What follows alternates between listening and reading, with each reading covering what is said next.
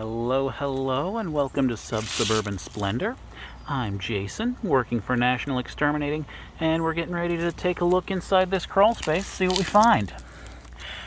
This one is going to be a little bit different because I have never been in this crawl space before. Most of the time, the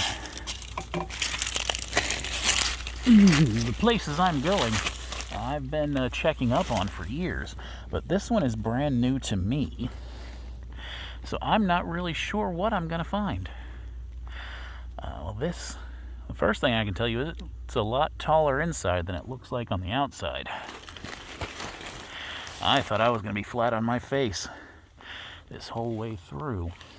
But I wouldn't say this is a new house, but it's new-ish. 90s construction, I think.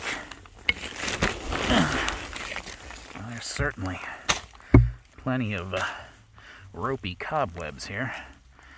I'll just wave my magic wand and get rid of those. Up under this insulation's looking good.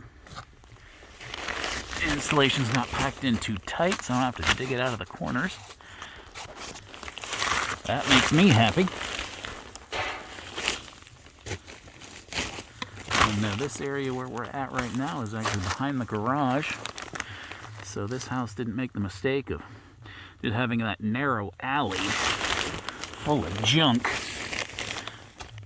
behind the garage that a lot of them do. It makes inspecting harder.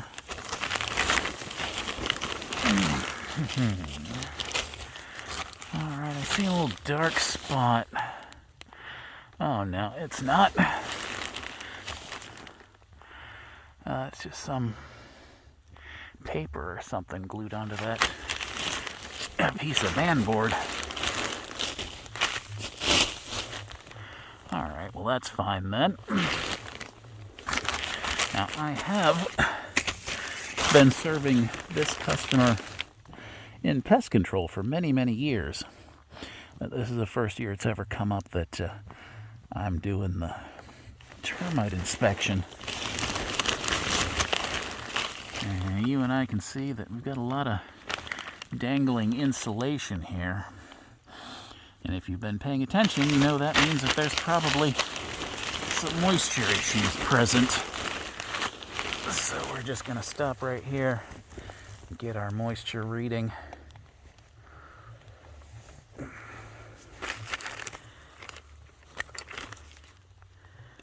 Let's see.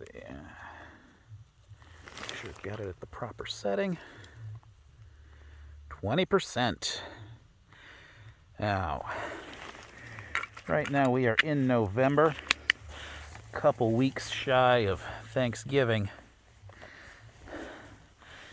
There has been an unusual warm spell here in Virginia, so that might drive the moisture level up a little bit, but that's not the kind of thing that turns on a dime. That means there's probably some persistent humidity issues down here. And the wood mostly looks solid. But anything over 18% is where you're going to start seeing the fungus growth and the wood rot starting to happen. So I'm going to need to have a conversation with this customer about some control being installed down here. Maybe a refresh of the moisture barrier, possibly a dehumidifier. I'm not entirely sure. That's not my area of expertise. We have other inspectors who specialize in foundation rehabilitation and repair. So I will get one of those guys to come out and get a more expert pair of eyes on the situation. Man. I got a couple of mouse droppings down here on that old piece of particle board.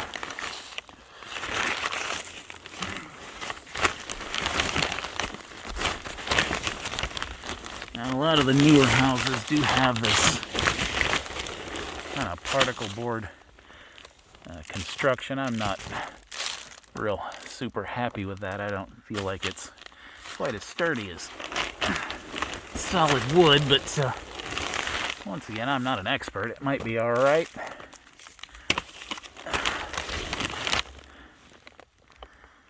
More droppings. Not too bad. Lots of dead spiders.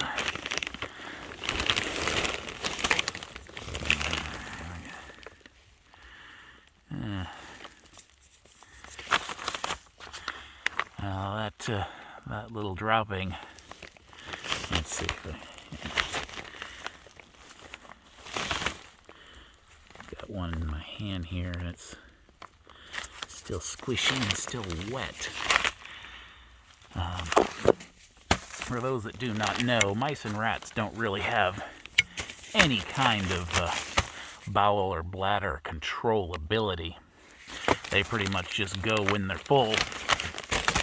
And anytime you see a mouse or a rat dropping, you can be pretty sure that there's urine to go along with it. I had to knock that down to get it out of the way.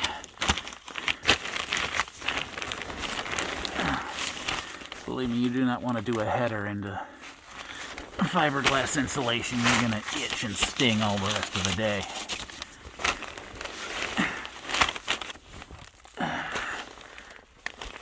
Let's see what we got here. That corner looks okay. Everything seems all right.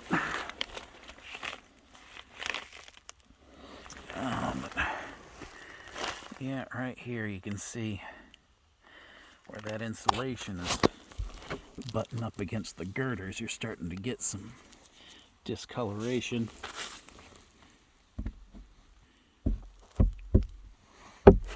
Just kind of tapping along here. Wood's still solid. There's some just some surface darkening of the wood from the wet conditions. Just cosmetic at this point, but that is not the sort of thing that corrects itself over time. You have to take some action to get that under control.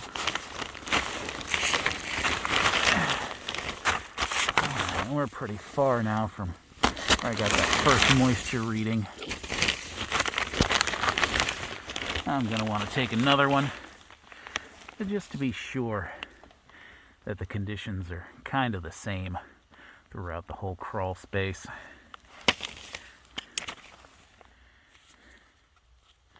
Kind of handy having this camera flashlight. 18 here, a little lower than over by the entrance to the crawl, which is typical. You get that big crawl door there letting in more of the outside air than the rest of the house allows. But 18% is still dangerous territory.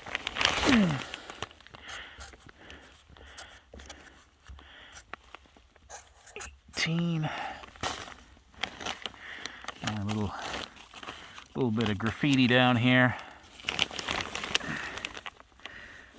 So the next guy can have a good shot of keeping track of what the house has looked like in the past, and also to prove I was here to any suspicious customers.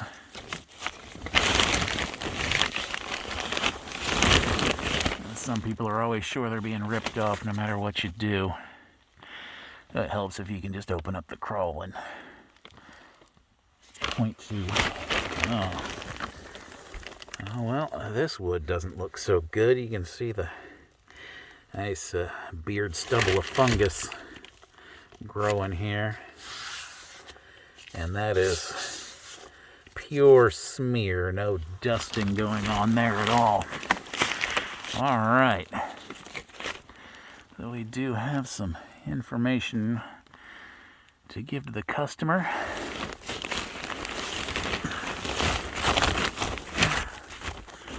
Well, here it's gotten so bad that the moisture barrier's falling apart.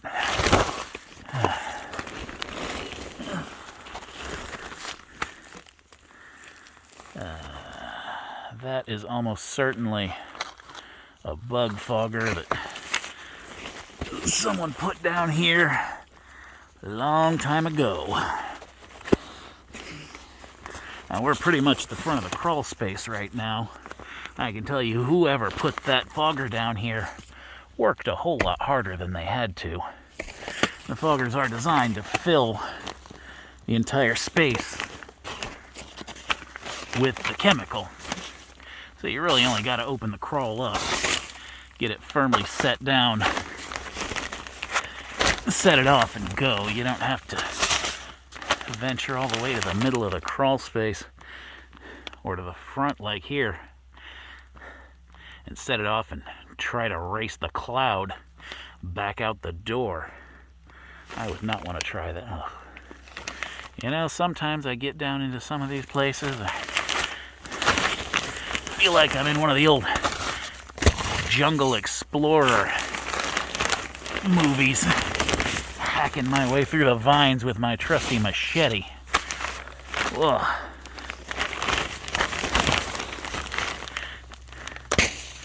Of course, I'm also doing a little bit of a Zorro impression, slicing through these webs. Alright. You ready, everybody? Yes.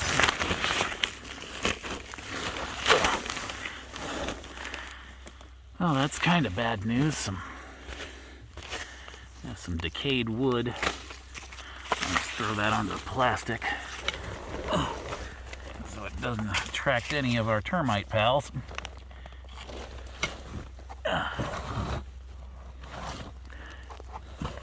Just trying to pull this back and see. Looks all right.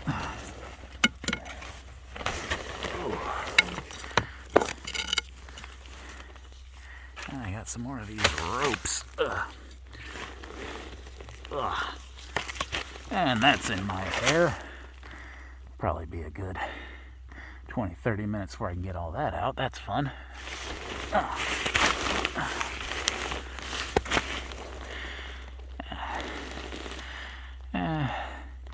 So yeah, this is definitely newish, but not new construction. Newer houses, you're not going to have these gaps in the moisture barrier. You can see one sheet ends right here where I am, and there's an expanse of bare dirt before another sheet begins. Old wisdom said you wanted to leave about 15-20% of the crawl uncovered by the moisture barrier, because you wanted somewhere for the moisture to escape. You didn't want to just trap it under the plastic and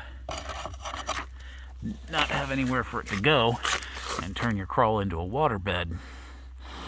But at least here in the southeastern Virginia area, that wisdom has been disproven. You want to cover as much of the crawl as you can in the moisture barrier. The water will drain out elsewhere. I got this nice fun little hurdle to climb over.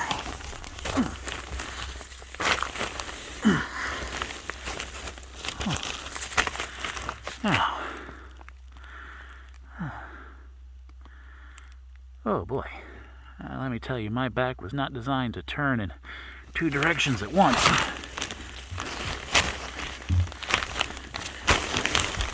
But that is what the job sometimes calls for.